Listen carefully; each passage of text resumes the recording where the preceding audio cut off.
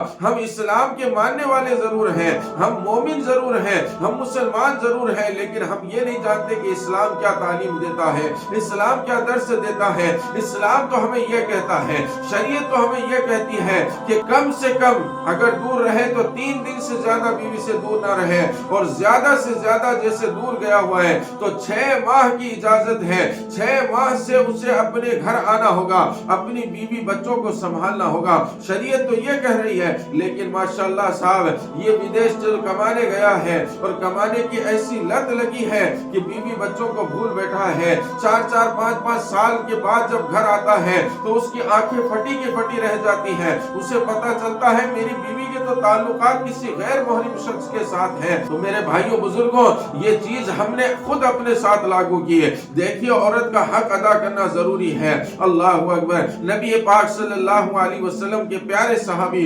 حضرت سلمان فارسی رضی اللہ تعالیٰ عنہ اور حضرت ابو درداء رضی اللہ تعالیٰ عنہ یہ بہت اچھے دوست تھے، بلکہ یہ بھائیوں کی طرح رہتے تھے۔ یہ اس وقت کی بات آپ کو بتانے جا رہا ہوں جب پردے کا حکم نازل نہیں ہوا تھا، جب پردے کا حکم نازل نہیں ہوا تھا۔ حضرت سلمان فارسی رضی اللہ تعالیٰ عنہ حضرت ابو درداء کے گھر پر ایک دن پہنچ جاتے ہیں، دیکھتے ہیں کہ ابو درداء گھر پر نہیں ہے، لیکن آپ کی جو اہلیہ ہے، آپ کی جو خاتون ہے، وہ بڑی غمگین حالت میں بیٹھی ہے۔ حضرت سلمان فارسی نے پوچھا، اے میری بہن، کس بات نے تجھے تکلیف پہنچائے؟ تو کیوں پریشان ہے، کیوں غمگین ہے؟ اللہ اکبر۔ حضرت ابو درداء کی بیوی نے کہا، اے سلمان فارسی میرے بھائی، آپ کے بھائی جو ہے وہ تو مجھے بالکل بھول چکے ہیں، وہ تو پوری رات نفل پڑھتے ہیں، عبادت کرتے ہیں اور دن کو روزہ رکھ لیتے ہیں اور اللہ کے نبی کے ساتھ دین کے کاموں میں لگے رہتے ہیں، بالکل ان کی میری طرف کوئی توجہ نہیں ہے۔ حضرت سلمان فارسی نے کہا کہ بہن تو غمگین نہ ہو، ضرور میں اس کا کوئی حل نکال لوں گا، انشاءاللہ میں اپنے بھائی کو سمجھاؤں گا۔ لہٰذا حضرت سلمان فارسی شام کو جب حضرت ابو درداء گھر پر آئے تو حضرت سلمان فارسی ان کے گھر پر پہنچے اور کہنے لگے، میرے بھائی آج میں تمہارے گھر پر قیام کروں گا، آج میں رات کو یہیں رہوں گا، تمہارے ساتھ سوؤں گا، تمہارے ساتھ کھاؤں گا پیوں گا۔ اللہ اکبر۔ حضرت ابو درداء نے کہا ٹھیک ہے کوئی بات نہیں، رہ لو۔ آپ نے ان کے لیے ایک بستر لگا دیا اور کہا سلمان یہاں پر سو جا۔ حضرت سلمان فارسی نے کہا کہ ایک بستر اور لگایا گیا۔ آپ نے کہا کہ تو بھی میرے ساتھ سوئے گا، آج کی رات تو بھی میرے ساتھ سوئے گا۔ اللہ اکبر۔ حضرت ابو درداء کی تو عادت ہی نوافل پڑھنے کی ہے۔ آپ نے کہا میرے بھائی میں رات کو نوافل پڑھتا ہوں، عبادت کرتا ہوں۔ کہا آج نہیں پڑھنا، آج میرے ساتھ سو جا، آج نہیں پڑھنا، آج میرے ساتھ سو جا۔ لہٰذا دونوں بھائی سو جاتے ہیں، لیکن حضرت ابو درداء کو نیند نہیں آتی کیونکہ رات کو عبادت کرنے کی عادت تھی۔ کروٹیں بدلتے رہے، نیند نہیں آ رہی، اٹھنے کی کوشش کرتے، سلمان فارسی آپ کو واپس سلا دیتے، پھر اٹھنے کی کوشش کرتے عبادت کے لیے، سلمان فارسی آپ کو واپس سلا دیتے۔ اللہ اکبر۔ اسی طرح کرتے کرتے سحری کا وقت آ گیا، آپ سحری کے لیے اٹھنے لگے تو سلمان فارسی نے پوچھا میرے بھائی کہاں جا رہے ہو؟ کہا مجھے روزہ رکھنا ہے سحری کا نام۔ کہا کل نہیں رکھا تھا، کل نہیں رکھا تھا؟ کہا ہاں کل بھی رکھا تھا۔ کہا پرسوں؟ کہا پرسوں بھی رکھا تھا، ترسوں بھی رکھا تھا۔ تو میرے بھائی آج تو روزہ نہیں رکھے گا، آج پورے دن ہم اکٹھا ساتھ رہیں گے اور خوب کھانے کھائیں گے، خوب مزے کریں گے، آج تجھے روزہ نہیں رکھنا۔ اللہ اکبر۔ اب یار تھے، دوست تھے، بھائی سے بڑھ کر بھی تھے، اس لیے بات کو نہیں ڈالا، روزہ بھی نہیں رکھا۔ فجر کی نماز کا وقت ہو گیا۔ حضرت ابو درداء نے پوچھا بھائی سلمان آج بات کیا ہے؟ نہ تو نے مجھے نوافل پڑھنے دی ہے، نہ تو نے مجھے روزہ رکھنے دیا اور میرے گھر پر قیام بھی کیا، وجہ کیا ہے؟ کہا دیکھ فجر کی اذان ہو رہی ہے، اب نبی پاک کی بارگاہ میں چلتے ہیں، اس بات کا جواب حضور ہی دیں گے، اس بات کا جواب حضور ہی دیں گے۔ لہٰذا دونوں حضرات نماز پڑھنے کے لیے پہنچ گئے۔ نماز فجر کے بعد سلمان فارسی ابو درداء رضی اللہ تعالیٰ عنہما دونوں حضور کی بارگاہ میں پہنچے۔ حضرت سلمان فارسی نے عرض کی یا حبیبی یا رسول اللہ، ایک مسئلہ ہے، اس پر روشنی ڈالیے۔ کہا کیا مسئلہ ہے؟ کہا یا حبیبی یا رسول اللہ، یہ میرا بھائی ابو درداء، اس کی بیوی اس سے بہت غمگین ہے، اس کی بیوی اس سے بہت دکھی ہے۔ حضور نے پوچھا کہ وجہ کیا ہے؟ سلمان فارسی عرض کرتے یا हबीब या रसूल अल्लाह ये पूरी पूरी रात नवाफिल पढ़ता है, दिन को रोजा रखता है और बाकी वक्त आपके साथ गुजारता है। या रसूल अल्लाह इसकी बीवी इससे परेशान है, इसकी बीवी इससे गमगीन है, दुखी है, ये अपनी बीवी की तरफ तवज्जो नहीं करता, लिहाजा या हबीब या रसूल अल्लाह आप इसके मुतालिक कोई फरमान जारी करें। कुर्बान जाए मेरे नबी की शान पर, हुजूर ने फरमाया अबू दरदा, ए अबू दरदा, अल्लाह तबारक व तआला ने बेशक हर चीज के हुकूक रखे हैं, वालिदैन के हुकूक हैं, अल्लाह के भी हुकूक हैं, नबी के भी हुकूक हैं, हर चीज के हुकूक हैं। लेकिन अबू दरदा तू ये कैसे भूल गया कि बीवी के भी हक होते हैं। अब आपने बड़ी नरमी से उनको समझाया। अल्लाह के नबी जब बात करते थे ना तो एक एक अल्फाज ठहर ठहर के बोला करते थे, सुभान अल्लाह, एक एक अल्फाज ठहर ठहर के बोलते थे। अल्लाहु अकबर, इतनी मीठी आपकी गुफ्तगू होती थी कि सामने वाला अपनी बात को भूल जाया करता था, बस हुजूर की बात के अंदर गुम हो जाया करता था। एक शख्स काफिर था, वो हुजूर की बारगाह में आया।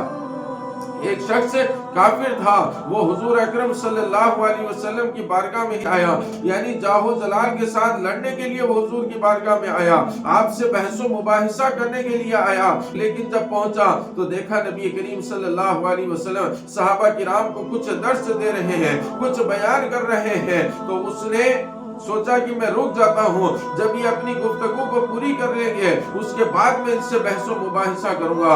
लेकिन वो अर्ज करते हैं कि मैं जब नबी करीम सल्लल्लाहु अलैहि वसल्लम की गुफ्तगू देख रहा था, सुन रहा था, तो मैंने देखा कि अल्लाह के नबी अपने सहाबा से इतने मुखलिस हैं, इतने अदब व एहतराम से अपने सहाबा से पेश आ रहे हैं। फरमाया नबी के मुंह से जो अल्फाज झड़ रहे थे, गोया यूं लग रहा था कि मुंह से फूल झड़ रहे हो। सुभान अल्लाह। अर्ज करने लगे कि मैं देर तक नबी पाक की गुफ्तगू को सुनता रहा, मैंने इतनी नफीस और लजीज गुफ्तगू कभी नहीं सुनी, इतनी मीठी अल्फाज मैंने कभी नहीं सुने। फरमाया नबी पाक का अंदाज ये था कि आप ठहर ठहर के अल्फाज को बोला करते थे, एक एक लफ्ज को तौल करके बोल रहे थे और इतने मीठे और बेहतरीन अंदाज में बोल रहे थे कि वो काफिर कहता है कि मैं तो अपनी बात भूल ही गया।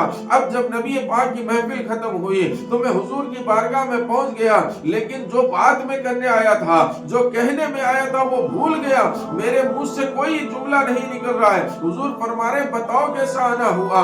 फरमाया मेरे मुंह से कोई जुमला नहीं निकलता, और जब निकला अर्ज की या हबीबी या रसूल अल्लाह, मैं आप पर और आपके अल्लाह पर ईमान लाता हूँ, मुझे कलमा पढ़ाई और दीन इस्लाम में दाखिल हूँ।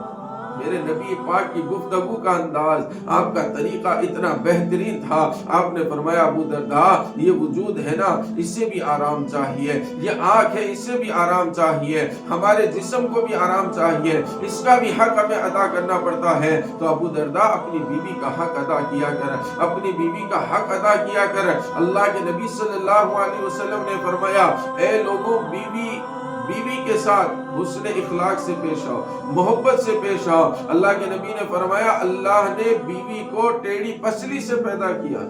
अल्लाह के नबी ने फरमाया अल्लाह ने बीवी को टेढ़ी पसली से पैदा किया है, अगर जबरदस्ती उसे सीधा करने जाओगे तो वो टूट जाएगी, लिहाजा उसे मोहब्बत से, एहतराम से, अदब से उससे काम लिया करो, उससे मोहब्बत से पेश आया करो। अल्लाह अकबर, क्योंकि ये तुम्हारे ईमान की मुहाफिज है। तो मेरे भाइयों बुजुर्गों, आपने देखा कि अल्लाह के नबी ने फरमाया कि ए अबू दरदा अपनी बीवी का हक अदा किया करे। अल्लाह अकबर। मेरे भाइयों बुजुर्गों, यहाँ पर आपने एक बात को और नोटिस किया, हजरत अबू दरदा रज़ी अल्लाह तआला अन्हु ने अपनी बीवी का अगर हक छोड़ा तो किस लिए छोड़ा?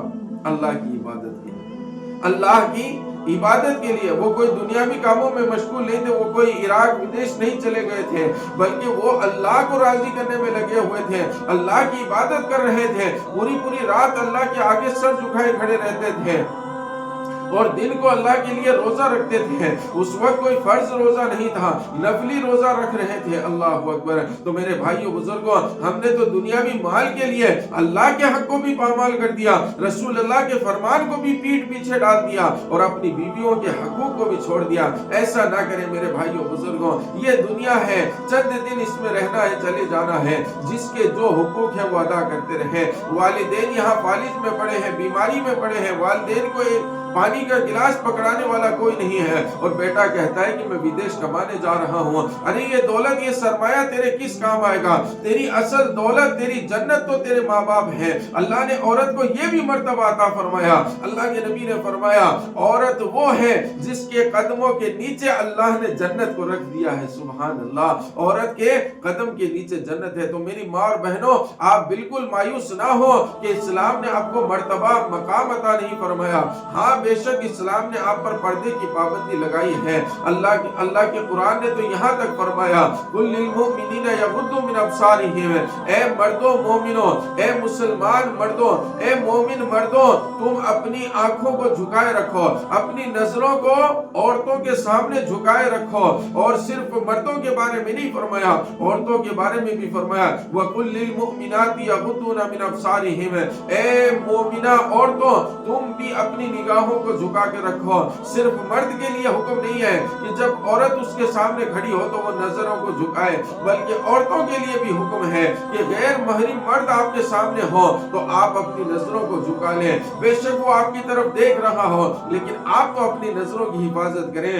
تو میرے بھائیوں بزرگوں، اپنی بیویوں کے حقوق کو ادا کریں، اپنی ماؤں کے حقوق کو ادا کریں، اپنی بیٹیوں کی حفاظت کریں۔ اور میری ماں اور بہنوں، خدا را اپنے باپ کی لاج رکھو، اپنے باپ کی عزت رکھو، اور اپنے شوہروں کی عزت رکھو۔ ان کی غیر موجودگی میں ان کے گھر کی، ان کے مال کی، ان کی عزت و آبرو کی حفاظت کرنا یہ آپ کی ذمہ داری ہے۔ اور آپ کو تو اللہ نے اتنا بڑا مرتبہ عطا فرمایا کہ آپ مرد کے ایمان کی محافظ ہیں۔ ایمان جو سب سے بڑی چیز ہے اسلام کے اندر، اعمال کوئی معنی نہیں رکھتا، اعمال بعد کی بات ہے، سب سے پہلے ایمان معنی رکھتا ہے۔ جس کا ایمان بھی نہیں ہوگا وہ جنت میں نہیں جائے گا، جس کا ایمان اگر تھوڑا بہت بھی ہوگا تو وہ جنت میں جانے کا اس کا رستہ ہوگا۔ تو اللہ نے آپ کو مردوں کے ایمان کی محافظ بنایا ہے، اس سے بڑا مرتبہ آپ کے لیے اور کیا ہوگا؟